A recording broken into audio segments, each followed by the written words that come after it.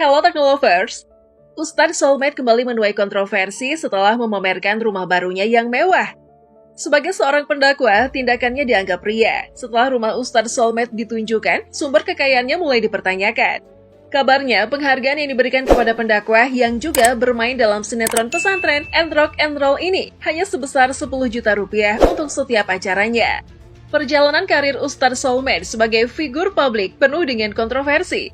Lantas, apa kontroversi Ustadz Soulmate yang sempat menimbulkan kontroversi? Berikut ulasan lengkapnya.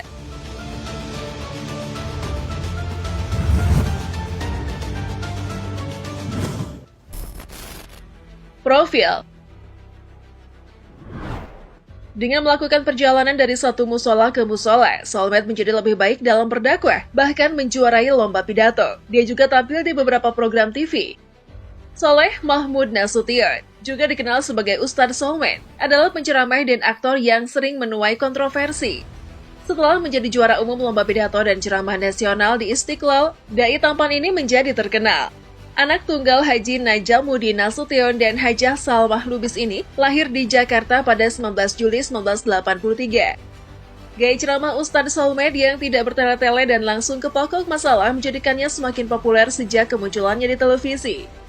Ustadz Soulmate mulai dari bawah. Ia pernah memenangkan pertandingan pidato dan ceramah tingkat nasional di Masjid Istiqlal pada tahun 2000. Setelah lulus dari Madrasah Aliyah, dia semakin termotivasi untuk menyampaikan ayat-ayat Allah dari satu tempat ke tempat lain. Karena kegiatan Ustadz Soulmate, dia bertemu dengan almarhum Ustadz Jeffrey Al-Bukhari atau UJ di Tablik Akbar. Setelah itu, mereka menjadi dekat dan menjadi sahabat, dan Ustadz Soulmate dan almarhum UJ bahkan sempat bekerja sama dalam acara Damai Indonesiaku. Ustadz Soulmate juga sering berbicara di layar kaca.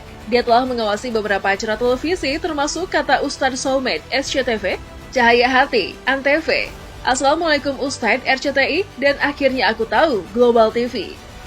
Selain itu, ia juga bermain peran dalam film komedi Si Biang Kerok 2012. Namun, setelah membintangi serial televisi pesantren and Rock and Roll yang dirilis pada tahun 2013, namanya semakin terkenal. Tak sampai di sana, Ustadz berdarah Batak ini menjadi ikon baju koko Almia. Dalam hal kehidupan pribadi Ustadz Soulmate, dia menikah dengan Dewi Yulianti pada 5 Maret 2006. Namun sayangnya, pernikahan pertamanya tidak bertahan lama. Akhirnya mereka memutuskan untuk bercerai. Pada tahun 2011, Ustadz Soulmate menikah lagi dengan April Jasmine. Setahun kemudian, mereka memiliki anak pertama dan diberi nama Sultan Mahmud Kushairi. Pada Mei 2018, sang istri melahirkan anak kembar bernama Akil Mahmud Sibawai dan Maher Mahmud Syairozi. Di samping kesuksesannya dalam pekerjaannya, Ustadz Soulmate sering menjadi subjek kontroversi. Dia pernah menghadapi masalah dengan Majelis Taklim Sholawatullah Dakwah Tariqul Jannah di Hong Kong karena mereka meminta kenaikan tarif Hong Kong menjadi $10.000 dan penambahan jumlah tiket pesawat menjadi 4 orang.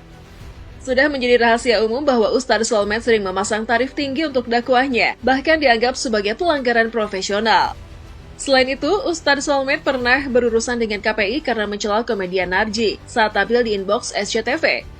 Selain itu, dia juga bersitegang dengan Front Pembela Islam.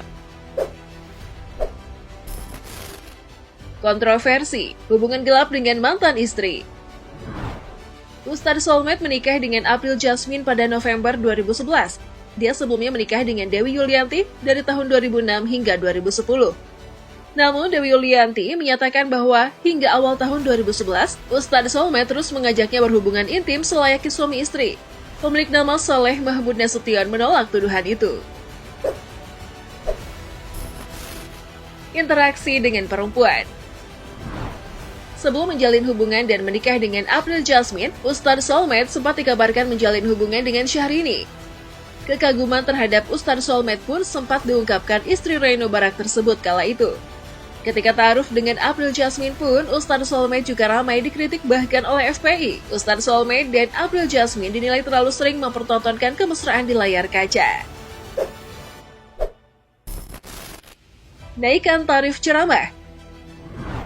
Pada tahun 2013, seorang buruh pencari kerja menulis surat terbuka kepada Ustadz Soulmate, di mana dia pada awalnya meminta penghormatan secara tulus serta 2 tiket pesawat untuk mengisi ceramah di Hong Kong.